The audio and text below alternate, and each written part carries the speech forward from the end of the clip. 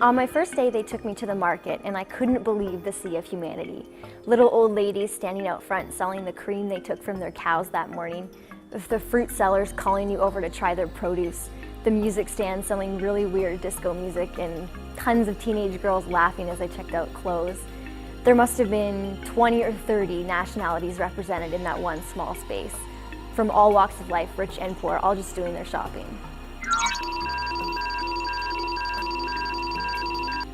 These people really have a strong awareness of the spiritual world.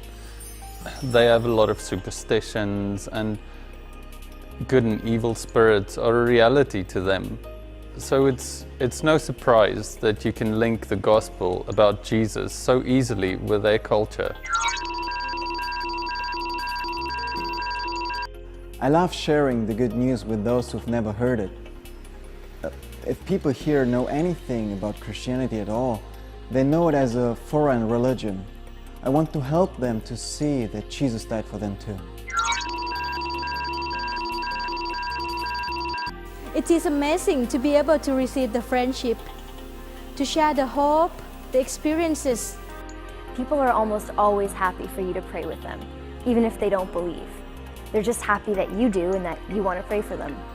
Being a language student allows me the flexibility to spend afternoons and evenings with local friends, taking a walk or drinking tea or being invited into their homes.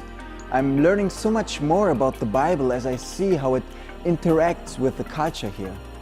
One of the guys I'm discipling asked me to help him start a Bible study group in his home. What was really amazing was that everyone there was related to him in some way or another, brothers, cousins, uncles, everyone. But what touched my heart was to see this young man share his testimony with his relatives and eventually lead all of them to the Lord. I love to be able to see the need of people, then I can help them. It doesn't mean that people cannot help themselves, but my job is to open their eyes and then they can help themselves.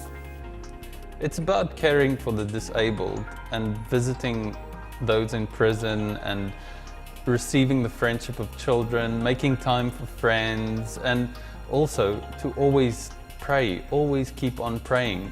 One of my clients is a 10-year-old boy who suffers from spina bifida. He can't walk, so he hasn't been out of his home for years, but we built him a wheelchair and it was amazing to see his face light up when he went out on the street for the first time. His life has been changed, and so has the life of his family. Bringing my professional skills to this town has made such a difference to them. There's never been a church here, so it's really great for me to know that I'm involved in something that could have an eternal impact.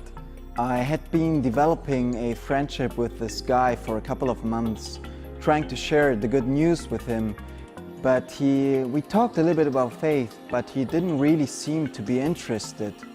One day he walked up to my home and he told me that Jesus appeared to him in a dream and that Jesus told him to follow him.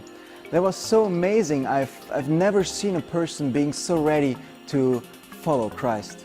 Around here, you never know what the day's gonna bring. My first language lesson was spent chasing some goats up a hill. And time really means nothing unless it's spent with people. You can plan your schedule all you want, but it's probably not gonna happen like that. I still make lots of mistakes when I'm speaking, but it doesn't matter. I feel a real part of the community here, not just the local community, but as a team. We support each other, laugh together, eat together, pray together, cry together. We're all very different and from all parts of the world, but we're all united by our love for these people. Most people I've encountered are genuinely seeking God the only way they know how. And God promises us that those who really seek Him will find Him. And we're seeing people from Muslim background come to faith. If someone handed me a blank sheet of paper and said, write up your dream job description, I wouldn't have come up with anything nearly as rewarding as what I'm doing right now. Why don't you come and join us? Join us. Come with us. Come and join us.